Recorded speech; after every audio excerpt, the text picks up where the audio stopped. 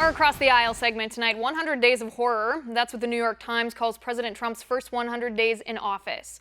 Actually, President Trump hasn't even been in office for 100 days, but liberals already want to paint his presidency as a failure. But this isn't because Trump has been an objectively bad president. It's just because his achievements are upsetting to liberals. With me now, one of those liberals, Democratic strategist Joel Payne. Joel, good to see you. Hi, from your favorite liberal. How you doing? You are indeed my favorite liberal. I love having you on the show every week. Joel, I want to propose this to you, that if this president were anyone other than Donald Trump, if even he were one of the other Republican contenders that we saw in the primary last year, this would actually be considered from both the right and the left to be a very successful 100 days. But because liberals, because of partisan politicking, they can't admit that anything Trump has done since January 20th has been right. They don't want him to have done anything right. So I have a challenge for you. I want you to name 3 things that President Trump has done in the last, 80-odd days that you actually agree with. Wow, that is a challenge. Look, I don't mind giving the president credit, and I've said this to you before. I want our president to be successful. I think any American does, but the success that he is seeking is at the detriment of a lot of Americans. You look at what his budget proposes, the draconian cuts to programs that a lot of people care about. You look at his policy to Syrian refugees that is offensive to so many. You look at the travel ban that is divisive and that's offensive. You look at the failure on healthcare, which even someone like me who, I think Obamacare was great, but I think it can be corrected. I'm disappointed that he couldn't come up with a solution to correct what's wrong with Obamacare and help tweak and help improve it, as all legislation is. So, I'd love to sit here. If you give me some time, maybe I could write you back. I'll give you some examples because Joel, I love you, but yeah. This is a failing grade for my challenge right here. Let me ask you about some things because I really do think there is common ground here. I guess I'm not surprised that liberals and Republicans, at least certain factions of both parties, can't ever agree on something just because of their bickering mindset here. But I think it's in the best interest of our country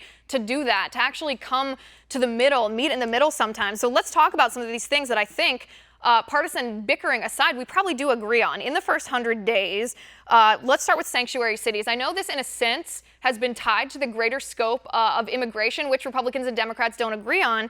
But sanctuary cities, 8 in 10 Americans believe that local law enforcement should cooperate with federal immigration officials. 8 in 10. That's not down party lines. That's 80% of Americans. I mean, that's got to be something that you agree with. Look, I've worked on campaigns. I understand how you poll and how you can poll things to make them come out the way you want to make them come out. I think when you explain to people the sanctuary cities issue, I think people understand the progressive position on that, which is we should not be forcing local authorities to spend money that's earmarked for fighting terrorism and earmarked for city services to go and to find people who are citizens who are just trying to get by, people who are just trying to be our neighbors and to be our fellow worshipers. That's a complete mischaracterization, I think, of how sanctuary cities work. I mean, that's not at all what it is. It's that local law enforcement ignore the detainer requests from federal immigration officials. These are people, these are not our friends and neighbors who are living otherwise law-abiding lives. These are illegal immigrants who've come to our country, committed crimes, been convicted in our system of justice, served prison time, and then as they're being allowed out, the local law enforcement are ignoring these detainer requests and actually setting them free back on our streets to commit more crimes instead of handing them over to federal immigration authorities. And we've seen the results of that, Joel. We've seen, Kate Steinle in San Francisco, we saw what happened to the girl who was hit by a car driven by an illegal immigrant whose detainer request after he was let out of prison was ignored. That, I think, there's no argument between Republicans and Democrats. This isn't about otherwise law-abiding immigrants. This is about criminals.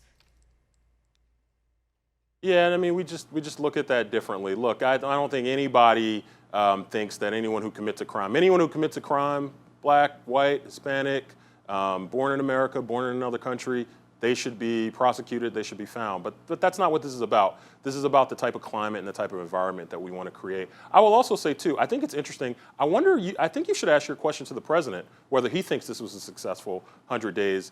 Steve Bannon and his demotion seems to suggest to me that the president doesn't feel pretty good about these 100 days, considering the fact that Steve Bannon was the chief architect of these first 100 days. And I think the president, his actions show that he is not pleased with it. Well, there you go. That could have been one of your answers for one of the 3 things that you think he's done a good job with. He already got rid of two of his team members who you didn't like, Michael Flynn and Steve Bannon. I actually don't disagree with you on that. I'm not too unhappy with how that turned out either. Joel, I want to get a couple more of these in, though, before we run out of time here. And that is, the next one is a commission on opioid abuse. I mean, that's a good thing. That's something that's an epidemic in our country. I don't think that's a partisan issue. President Trump's looking into that, how he can solve it. That's good.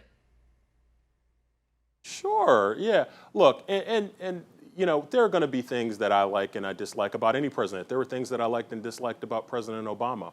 But I supported the overall arc of the type of society he was promoting. And I don't support the overall arc of the society that Donald Trump is promoting. That's what it comes down to. Right, it is. It's a philosophical difference. I'm glad at least you are open about what that philosophical difference is.